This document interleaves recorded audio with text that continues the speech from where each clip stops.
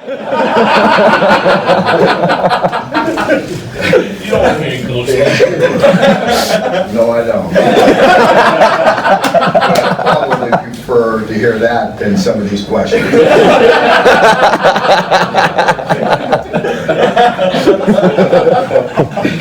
Yeah, move this one. All full of jokes.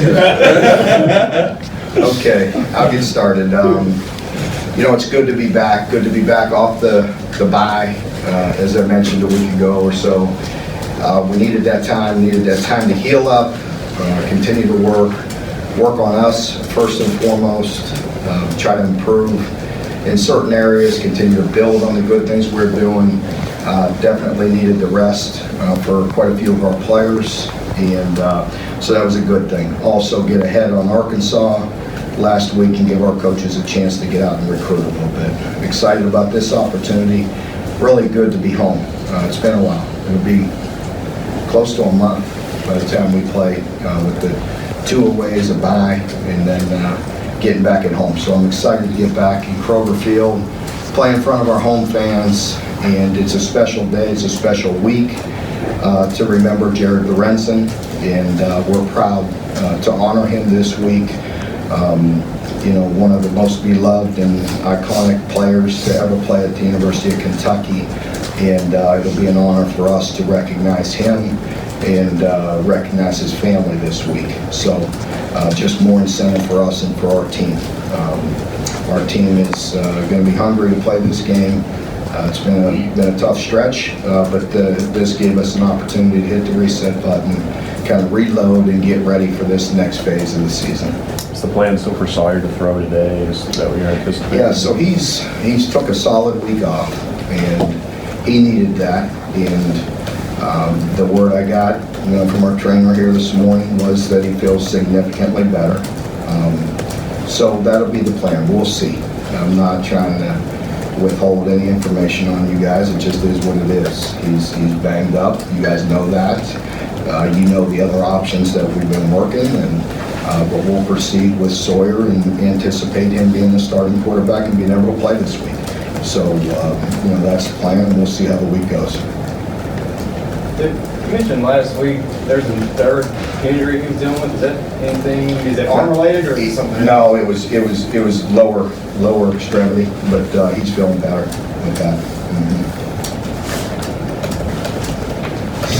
Mark, you mentioned the recruiting last week. Just when you're going through a difficult stretch, is it reinvigorating almost to hear from those guys on the road to get your message out there still and get in front of those guys? It's really, yeah, it's good. It's good for us to get on the road, to continue to get in front of the prospects that we have committed, to continue to recruit and put the finishing touches on this class.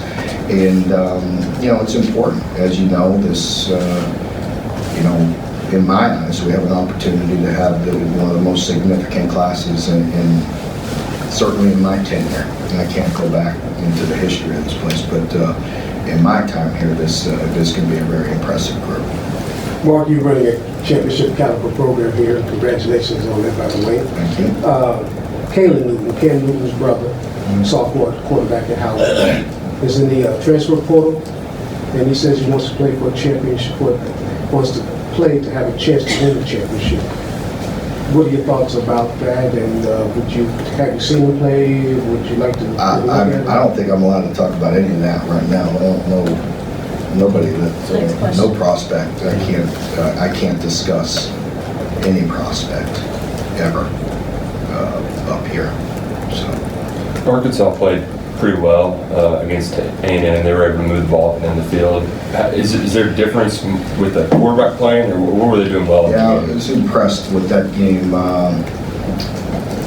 Trying to think, we were obviously waiting. That was during the day when we were in South Carolina, so I knew I saw some of it live, and then obviously watching it on film this week. But it was impressive just watching it on TV, bouncing around, watching a few games for what little time I was able to watch it. Certainly impressive, and you know, watching them on tape, they played really well. They played good on both sides. I think you all know what type of team Texas A&M is, and Arkansas had every opportunity to win that game. And so they are putting it together. I have great respect for Coach Morris. He's a heck of a coach. There's no doubt they're doing the right things on both sides of the ball. They have, Coach Morris, on the offensive mind and philosophy that he has, and Coach Chavis on the other side. They have some very good coaches that are working very hard, and they're very close to putting it all together. That was evident watching the Texas A&M game, and they had a chance to have the week off and regroup and kind of put a plan together as well. So it's going to be a great challenge. You haven't played them since you've been here. Is that, what's it like? It's a conference game, but there's no familiarity there. Yeah, it is very different and unique. I go back with Coach Bielema. Brett and I are friends, and knew each other for a long time. So I remember looking at the schedule and not having them on there. I don't know what happened. Y'all probably know better than me. Early on when I got here with the schedule, and somehow we ended up playing.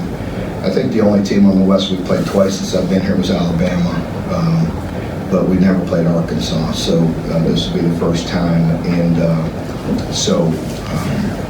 there is no familiarity. But it is what it is. We do that all the time.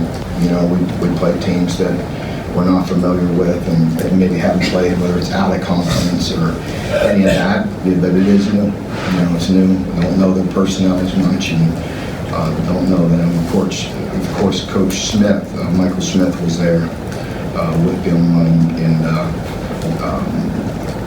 can fill us in a bit on personnel, but obviously the roster's turned over quite a bit as well. Mark, every year there are one or two games that are season defining. Would you characterize this upcoming game as a make or even more important great game? No, I'll leave that to y'all. I haven't heard for a while, because it was kind of comical to me about how every game was a make or break for me. I was like, well, what game is it?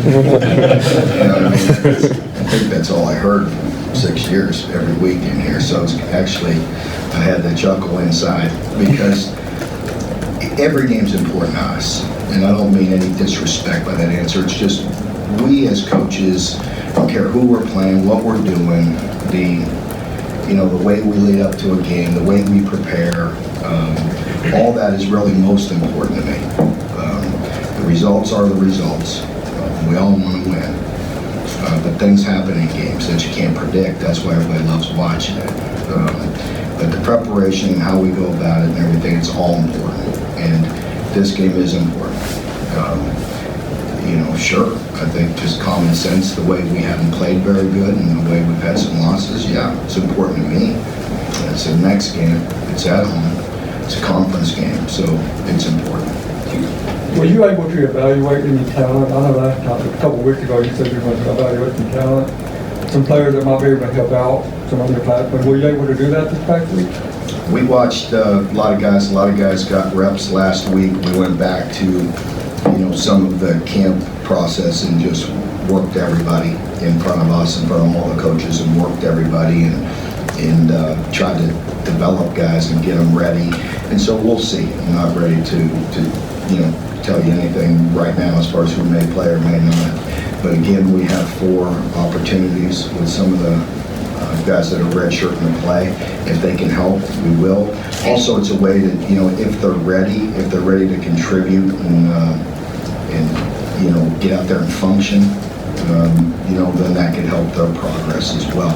We'll take a look at that. How are Jordan Griffin and Phil Osmond? Yeah, Jordan is better. Jordan was out there last week and looks pretty close to 100%. That'll help us and give us, get the opportunity to get some depth back in the secondary.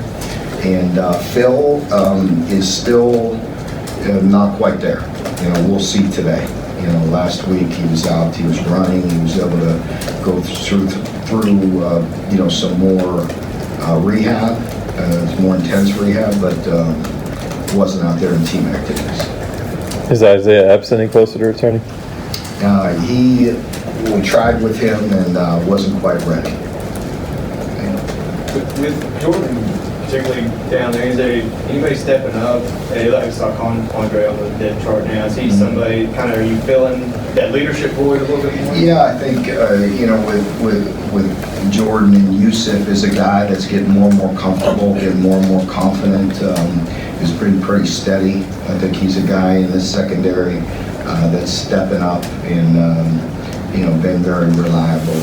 And, Quandre is getting more and more comfortable with every opportunity and every rep as well.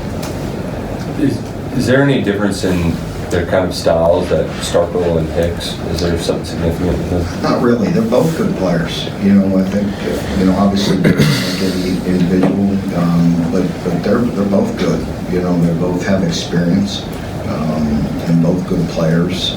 Not, really nothing changes in their offense.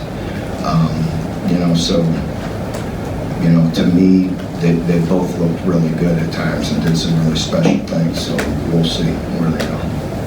Lynn Bowden hasn't pulled any punches about his desire to want to play quarterback. On one hand, you've got to love his passion for wanting to do that, but on the other hand,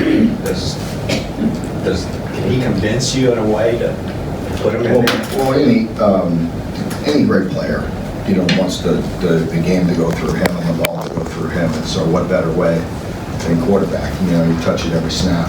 So that doesn't surprise me. Any playmaker wants the ball and wants the game to go through him.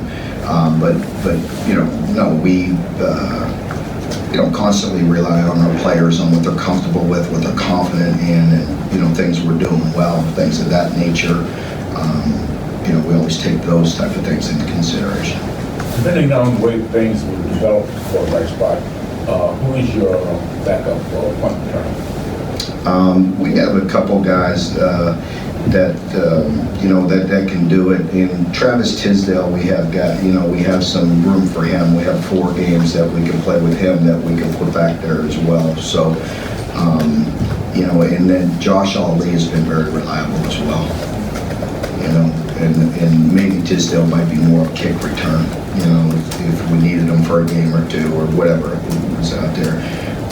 But Josh has been good. Going into the season, but your offensive line or defensive line would be among your strengths. How do you think they play to this point? I think it's been a lot like our team and a bit inconsistent. And, at times have done some really good things. Excuse me. We have higher expectations on both groups and want more consistency out of them.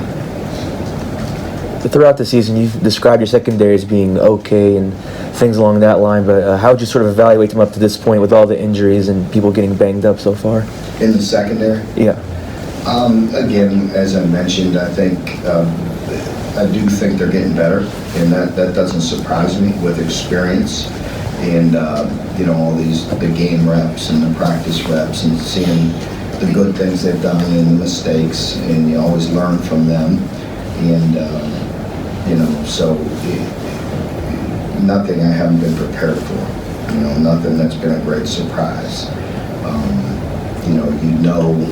That mistakes are going to happen. You know that inexperience is going to pop up at times. You just have to have the ability to overcome that. Mark, you mentioned the tribute to Jared. Players, they obviously aren't real familiar with his legacy. And you as a coaching staff, have you all made a point to kind of let them know the significance? Yeah, that's a great point. I was just talking with Susan and Tony about that, and them, everybody, they're working on some things to put together for me to show them some highlights and to, talk about Jared. And they even mentioned to them and trying to find the right opportunity this weekend when they're in town. I know they have some activities planned on Friday, but I'd sure like to bring them and introduce them to the team and talk to his son and daughter and his mom and dad. Just let them know that we're thinking about them and recognize them and really want to play well for him.